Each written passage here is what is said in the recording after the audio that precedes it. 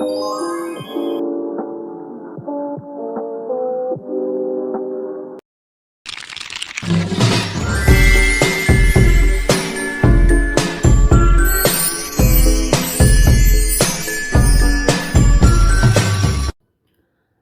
Friends, అందరూ ఎలా ఉన్నారు? ఈరోజు ఏం కథ చెప్తానా అని ఎదురు చూస్తున్నారు కదూ. మీరు ఊహించినట్లుగానే ఊహించని విషయం అనే కథ చెప్తున్నాను. మరి అదేమిటో వింటారా? వేసవి సెలవులకు చింటూ, శివ, రితేష్, రచిత వాళ్ళ తాతగారి ఇంటికి వచ్చారు. ఎండలు చాలా తీవ్రంగా ఉన్నాయి. అప్పుడప్పుడు వాళ్ళ మామయ్య పెద్ద సీసాతో కూల్ డ్రింకు తెచ్చి నలుగురికి ఇచ్చేవాడు. ఒకనాడు మధ్యాహ్నం వాళ్ళ మామయ్య నాని కూల్ డ్రింక్ సీసా తెప్పించాడు. ఆ సమయానికి పిల్లలందరూ ఏదో ఒక గదిలో ఆటలో ఉన్నారు. చల్లదనం పోకుండా ఆ సీసాను ఫ్రిడ్జ్లో ఉంచాడు నాని.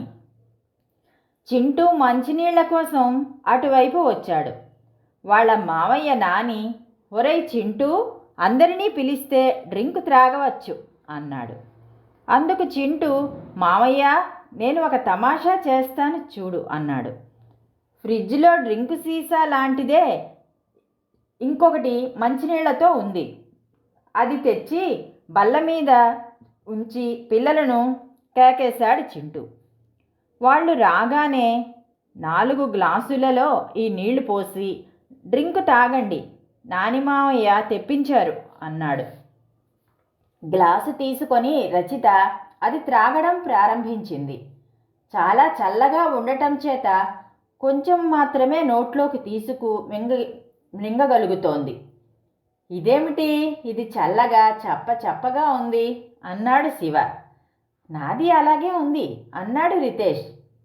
ఇది కూల్ డ్రింక్ కాదు, మిమ్మల్ని తమాషా చేద్దామని అలాగే ఉన్న పాత సీసాలోని నీళ్లు పోశాడు అన్నాడు వాళ్ళ మామయ్య.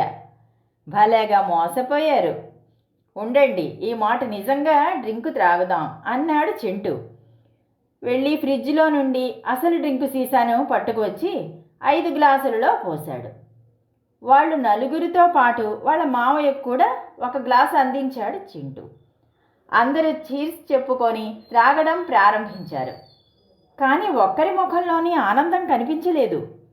ఇదేమిట్రా చింటూ, డ్రింకు ఐస్ నీళ్ళలాగా ఉంది అన్నాడు వాళ్ళ మామయ్య. మావి అలాగే ఉన్నాయి అన్నారు రచిత, రితేష్, శివ, చింటూలు. ఎందుకు ఇలాగయ్యిందో ఎవరికి అర్థం కావటం లేదు. ఆశ్చర్యంలో ఉన్నారు. ఇంతలో పకపక నవ్వు వినిపించింది. అందరూ అటు చూచారు. నాని మామయ్య భార్య లక్ష్మి స్టీలు గిన్నెతో వచ్చింది.